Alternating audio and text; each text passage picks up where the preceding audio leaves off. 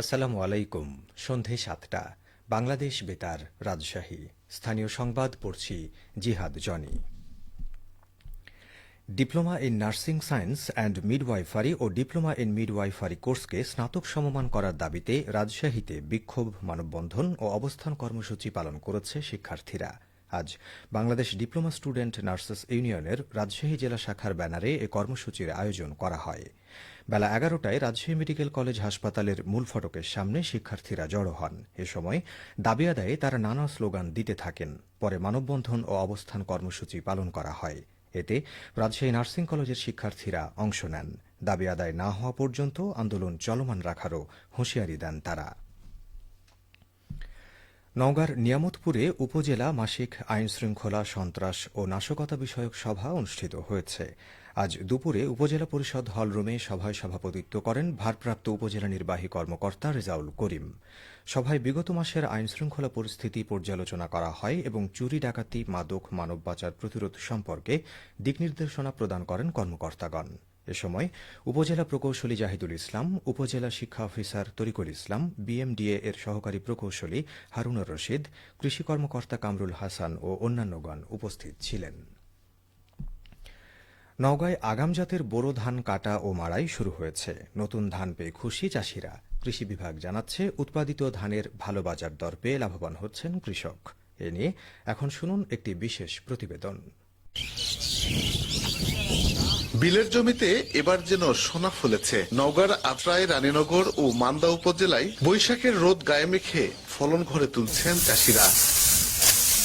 জেলায় চলতি মৌসুমে ১,৯২,৯২০ হেক্টর জমিতে বোরো আবাদ হয়েছে। ফলন ভালো পেয়ে খুশি কৃষক। এবার তো ভালো লাগবে, আবাদ ভালো তো ভালো লাগবে।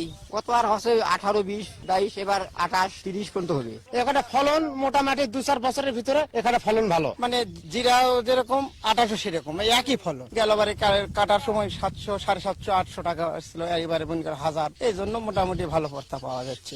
চলতি বছর প্রতি বিঘায় উৎপাদন খরচ হয়েছে 18 থেকে 20,000 টাকা। ফলন ভালো পেয়ে চাষিরা লাভবান হচ্ছেন বলছেন জেলা কৃষি সম্প্রসারণ অধিদপ্তরের উপপরিচালক কৃষিবিদ আবুল কালাম আজাদ। কৃষক ইতিমধ্যেই ধান কর্তন শুরু করে দিয়েছে। বিশেষ করে আত্রাই, রানীনগর এই বোরো মৌসুমে রোগ বালাই, পোকামাকড়ের আক্রমণ তেমন একটা ছিল না এবং সেচেরও কোনো সমস্যা ছিল না, যে প্রেক্ষিতে আমাদের ধানের উৎপাদন চমৎকার হয়েছে। আমরা আশা করছি এবছর বোরোর একটা বাম্পার ফলন আমরা পাবো। চলতি মৌসুমে নওগাঁ জেলায় প্রায় 10 লাখ মেট্রিক টন ধান উৎপাদনের আশা করা হচ্ছে। শফিক ছোটন, নওগাঁ জেলা সংবাদদাতা, বাংলাদেশ বেতার, রাজশাহী। নাটোরের বড়াই গ্রামে বিএসটিআই লাইসেন্স না থাকা এবং অস্বাস্থ্যকর পরিবেশে বেকারি পণ্য উৎপাদন করার দায়ে 3টি বেকারিকে 30,000 টাকা জরিমানা করেছে ভ্রাম্যমাণ আদালত। আজ উপজেলা প্রশাসন এবং বিএসটিআই পরিচালিত অভিযানের নেতৃত্ব দেন বড়াইগ্রাম উপজেলার নির্বাহী অফিসার ও এক্সিকিউটিভ ম্যাজিস্ট্রেট লায়লা জান্নাতুল ফেরদৌস। উপজেলার লক্ষ্মীকোল এলাকায় পরিচালিত অভিযানে ভাই ভাই ব্রেড ও biscuit factory, new Cumilla bakery এবং রাবেয়া বেকারির মালিককে 10,000 টাকা করে মোট 30,000 টাকা জরিমানা আরোপ করা হয়। জরিমানার অর্থ পরিশোধ করে ব্যবসায়ীরা দায় থেকে অব্যাহতি লাভ করেন। পাশাপাশি বিএসটিআই লাইসেন্স গ্রহণ ও কারখানার পরিবেশ উন্নত করার পরামর্শ প্রদান করা হয়। বিএসটিআই আইন 2018 অনুযায়ী এই দণ্ড প্রদান করা হয়েছে বলে জানান বিএসটিআই রাজশাহী বিভাগীয় কার্যালয়ের ফিল্ড অফিসার মোহাম্মদ দেলোয়ার হোসেন। নাটোরের নলডাঙ্গায় ইজি বাইক উল্টে তার নিচে চাপা পড়ে এসএসসি পরীক্ষার্থী নিহত হয়েছে। এ সময় আহত হয়েছে আরও 4 জন পরীক্ষার্থী। আজ দুপুরে উপজেলার নাটোর নওগাঁ সড়কের মহিষমারি ব্রিজের কাছে এ দুর্ঘটনা ঘটে। নিহত রাকিবুল হোসেন উপজেলার বাসিলা পূর্বপাড়া গ্রামের আলী হোসেনের ছেলে। সে বাসিলা মাধ্যমিক বিদ্যালয়ের ছাত্র। আহতদের সকলেই এবারে এসএসসি পরীক্ষার্থী বলে জানা গেছে। নলডাঙ্গা থানার ওসি তদন্তে এ তথ্য নিশ্চিত করে জানান, তারা আজ দুপুরের দিকে নলডাঙ্গা সরকারি উচ্চ বিদ্যালয় কেন্দ্রে পরীক্ষা শেষে ইজি বাইক নিয়ে নাটোর নওগাঁ আঞ্চলিক মহাসড়কে ঘুরতে যায়। এক পর্যায়ে ওই মহাসড়কের মহিষমারি ব্রিজে নিয়ন্ত্রণ হারিয়ে ইজি বাইকটি উল্টে যায়। এতে ইজি বাইক চালক সহ সবাই সড়কের উপর ছিটকে পড়ে।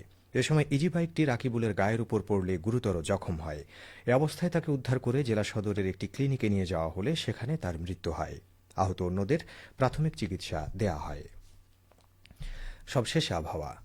আজ রাজশাহীতে সর্বোচ্চ তাপমাত্রা ছিল 35.5 ডিগ্রি এবং সর্বনিম্ন 27.8 ডিগ্রি সেলসিয়াস। সন্ধে ৬টায় বাতাসে আপেক্ষিক আর্দ্রতার পরিমাণ ছিল ৭৪%। রাজশাহী ও পার্শ্ববর্তী এলাকায় আগামীকাল সূর্যোদয় ভোর ৫টা ৩৭ মিনিটে। সংবাদ শেষ হল। আমাদের পরবর্তী স্থানীয় সংবাদ প্রচারিত হবে আগামীকাল সকাল ৮টা ১০ মিনিটে।